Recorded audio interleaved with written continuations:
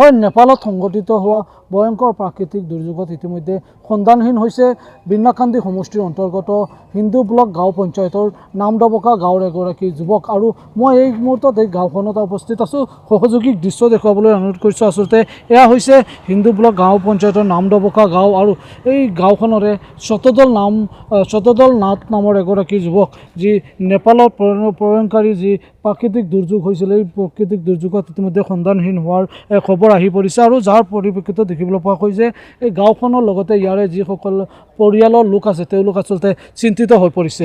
আৰু ক'ব লাগিব যে এই যি ঠাইডোখৰ আছে, এই ঠাইডোখৰত বৰ্তমান সকলো আচলতে চিন্তিত হোৱা দেখা গৈছে। মই কথা পাতিম, পৰিয়ালৰ লোকসকলো আছে। কি ক'ব বাইদেউ, আপোনালোকে কেতিয়া খবৰ পাইছে আৰু কি নাম আছিল আপোনাৰ দাদা? শতদল নাথ মোৰ দাদা হয়, মই তাৰ ভণ্টিয়ে। সি আজি প্ৰায় 1 বছৰ হৈছে নেপালত কৰ্মসূত্ৰে গৈছে, পাহাৰৰ ওচৰত কাম কৰি আছিল। আৰু মানে বুধবাৰ ৰাতিপুৱা 8টা বজাত পানীটো হৈছিল। সেই ডিউটিৰ পৰা আহি ৰুমত আহিছিলে, আৰু ৰুমত আহি পিছত শুই আছিলে নে কি কৰি আছিলে মই ক'ব নোৱাৰোঁ, এইটো ফোনো কৰা নাই। মানে হঠাৎ বানপানী আহিছে আৰু পানী আহি চব মানে ঘৰ দুৱাৰ সকলো উঠাই লৈ গ'ল। এতিয়া আৰু নেটৰো কোনো যোগাযোগ নাই, ফোনৰো কোনো যোগাযোগ নাই।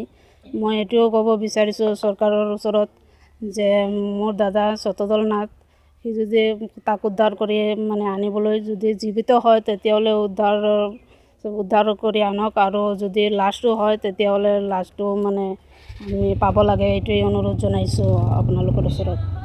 আৰু একাংশ লোক আছে, গাঁৱৰ ৰাইজ আছে, কথা পাতিম। আচলতে আপোনালোকে কেতিয়া খবৰটো লাভ কৰিছিল আৰু কি আপোনালোকে খবৰটো লাভ কৰিছিল?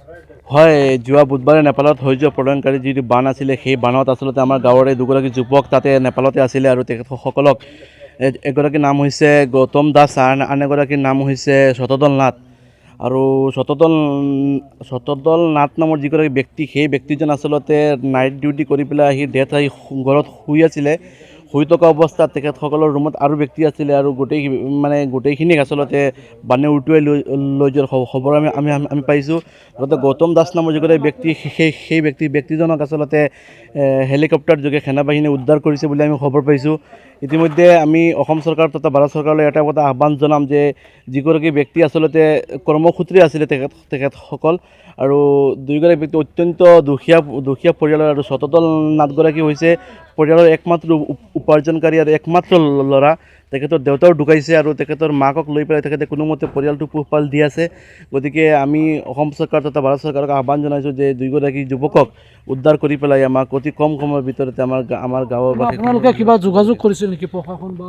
হয়, আমি যোৱাকালি আচলতে অসমৰ মাননীয় মুখ্যমন্ত্ৰী ডক্টৰ হিমন্ত বিশ্ব শৰ্মা ডাঙৰীয়াই যিটো হেল্পলাইন নম্বৰ মুকলি কৰিছিলে নতুন দিল্লীস্থিত অসম ভৱনৰ SCS বিষয়া এগৰাকীত, আমি তেখেতসকলৰ লগত যোগাযোগ কৰিছোঁ। আৰু তেখেতসকলে ইতিমধ্যে আমাৰ পৰা গোটেই ডিটেইলছখিনি লৈছে আৰু অতি কম সময়ৰ ভিতৰত আমাক জনাব বুলি তেখেতসকলে কৈছে।